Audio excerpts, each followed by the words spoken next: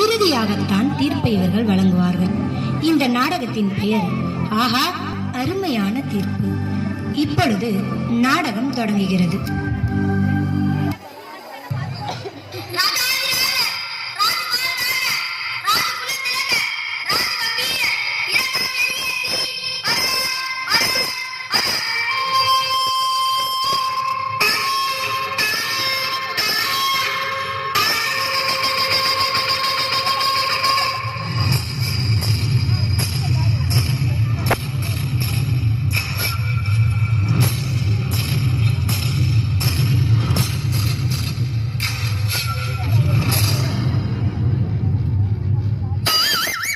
மன்னர் வருவது கூட தெரியாமல் காலையில் உறக்கம். உன்னால் வேலை செய்பவர்கள் கூட கெட்டு போவாரடா. கலப்புங்கள்.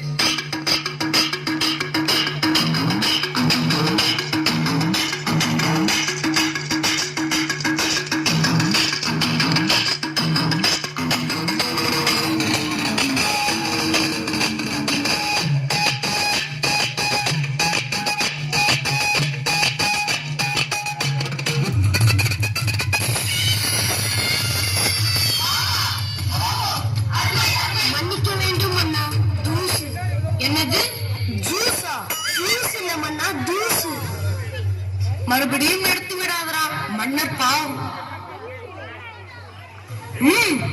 சரி சரி அமைச்சர்களே, இன்று என்ன விவாதம்? வணக்கம் மன்னா. நம் நாட்டில் 3 பிரச்சனைகள் தலைவிரித்து ஆடுகிறது மன்னா. தலைவிரித்து ஆடினால் என்ன, இழுத்து கட்டிவிட வேண்டியது தானே. அப்படி என்ன 3 பிரச்சனைகள்? வணக்கம் மன்னா. முதலாவது கொசு தொல்லை, பிறகு மன்னா இரண்டாவது அந்நிய பானங்கள், அடுத்து மன்னரே மூன்றாவதாக விவசாயம். நம் நாட்டில் இத்தனை பிரச்சனைகளா? இதுவரை என் காதில் எட்டவில்லையே. யார் செய்தது தவறு? சரி, முதலாவதாக கொசு தொல்லையை ஒழிக்க கூறும் உங்களின் கருத்தை.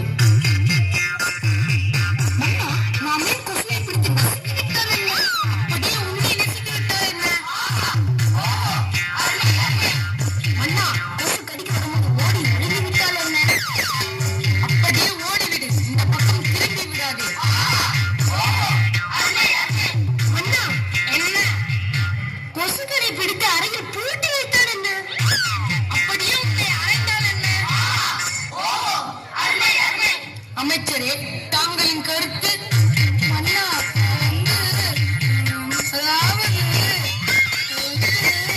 என்ன அமைச்சரே, தூ தூ என்று துதி பாடுகிறாயா? உட்காரும் மங்குலி அமைச்சரே. நிறுத்துங்கடா லகட பாண்டியா. அமைச்சர்களே, கொசுக்களை ஒழிப்பதற்கு வழி கேட்டால் வளர்ப்பதற்கு வழி சொல்லுகிறீர்கள். யாரங்கே? யாரங்கே? வணக்கம் அண்ணா. நம் நாட்டு அவை புலவரை அழைத்து வாருங்கள். ஆகட்டும் அண்ணா.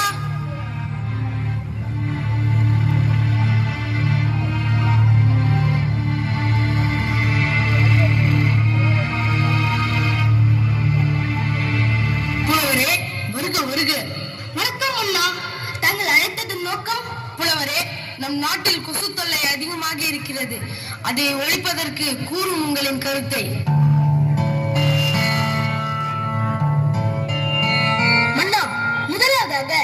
வீட்டின் அருகாமையில் குப்பை கொட்டாமல் இருக்க வேண்டும்.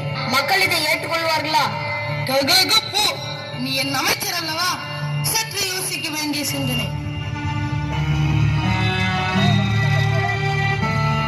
இப்படி செய்தால் என்ன? எப்படி? வீட்டை சுத்தமாக வைப்பவர்களுக்கு 1000 பொற்காசுகளை பரிசாக வழங்கப்படும் என்று அறியுங்கள்.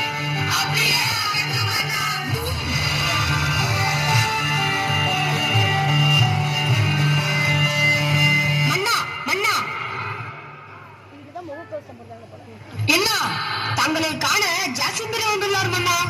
யார் அந்த ஜாக்சன் துரை? மன்னா, போன வாரம் அந்நிய பானங்களை விற்க நீங்கள் அனுமதி கொடுத்தீர்கள் அல்லவா? நான் எப்போது அனுமதி கொடுத்தேன் மன்னா? அதுக்கு கூலியாக இனாம் கூட கொடுத்தார்கள் அல்லவா? ஆம், இனாம் இனாம். இதை முதல்ல சொல்லும் மங்குனி அமைச்சரே.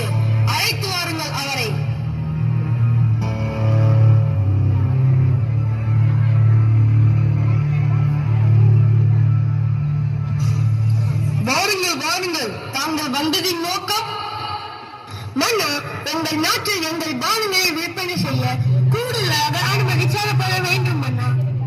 அதற்கென்ன, நீங்கள் எதை வேண்டுமானாலும் விற்றுக் கொள்ளலாம். ஆனால் எனக்கு தேவை இனாம், இனாம். ஆம், இனாம், இனாம். மிக்க நன்றி மன்னா.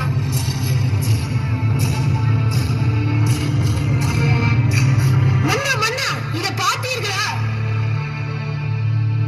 இது எந்த விலங்கின் மாமிசம்? இதுவரை நான் உண்டதில்லையே.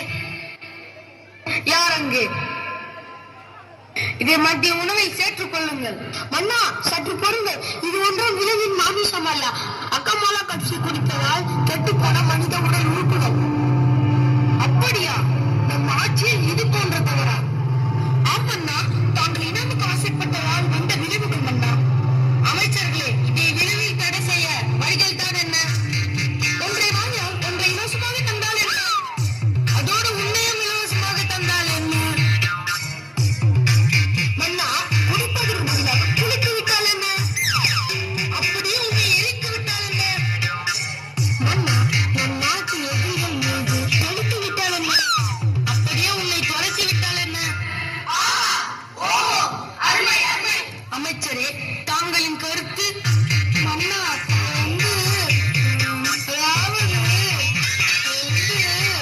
ஆஹா, இங்கே வாரும் அமைச்சரே.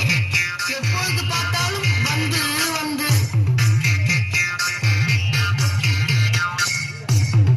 யாரங்கே? யாரங்கே?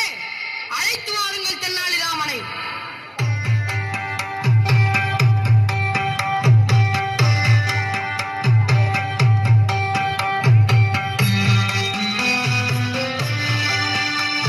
வருக, வருக தெனாலிராமா.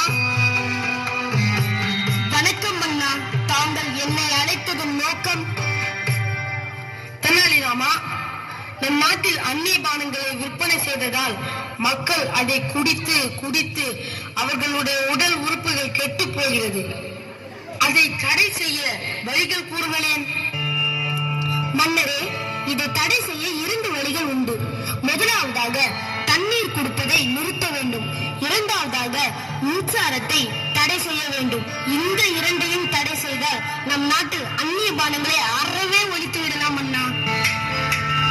ஆஹா, ஓஹோ, அருமை அருமை.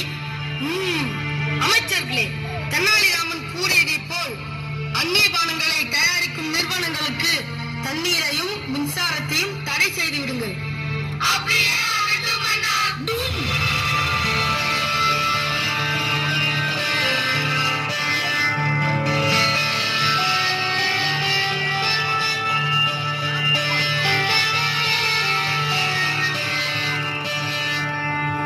மன்னா, மன்னா, நம் நாட்டில் மழை பெய்ததால் எல்லாம் மறந்து உணவுக்கே வழி இல்லாமல் தவிக்கின்றோம் அண்ணா.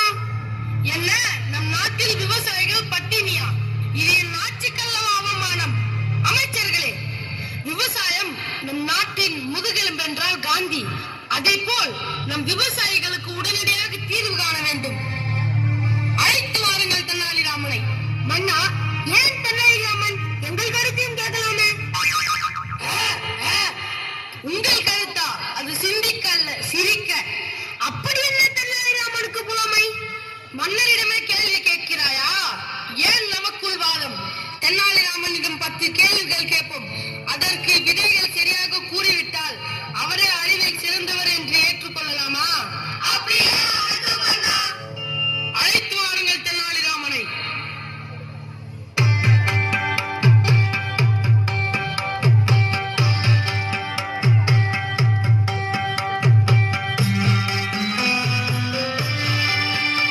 வருக, வருக தெனாலிராமா.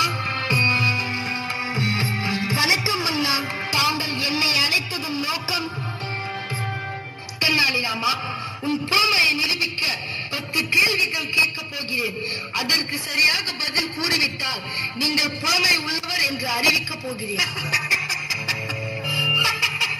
ஏன் தெனாலிராமா சிரிக்கிறாய்? ஏன் மன்னா? எனக்கும் வருகிறது சிரிப்பு. சரி, கேள்விக்குள் போகலாமா? அமைச்சர்களே, கேள்விகளை நீங்கள் கேட்கிறீர்களா அல்ல நான் கேட்கட்டுமா? நீங்களே கேளுங்கள் மன்னா. பிரிக்க முடியாதது கல்வி, பிரிக்க கூடாதது பெற்றோரும் பள்ளியும் சேர்ந்தே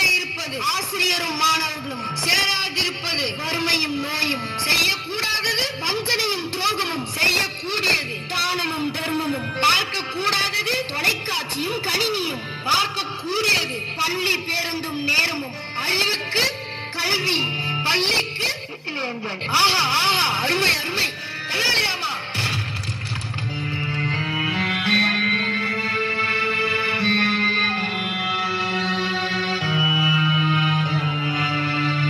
தெனாலிராமா, நம் நாட்டில் விவசாயிகள் பட்டினியால் வாடுகிறார்கள். அதை போக்க ஏதாவது வழிகள் கூறுங்களேன். மன்னரே, விவசாயிகள் மிக முக்கியமானவர்கள். அவர்களை பாதுகாக்க பல வழிகள் உள்ளன. 1. நிலத்தடி நீரை பாதுகாத்தல் வேண்டும். 2. ஏரி குளங்களை பராமரிக்க வேண்டும். 3. கடன்களை உடனடியாக ரத்து செய்ய வேண்டும். 4.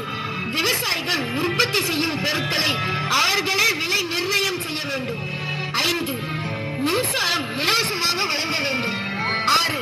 படித்தவர்கள் விவசாயத்தில் ஈடுபட வேண்டும். இதை செய்தால் விவசாயமும் விவசாயிகளின் வாழ்வு செழிக்கும். மன்னா. ஆகட்டும் தெனாலிராமா. அமைச்சர்களே, தெனாலிராமன் கூறியதை போல் விவசாயிகளுக்கு அத்தனையும் வழங்கி விடுங்கள். இதுவே என் கட்டளை. அப்படியே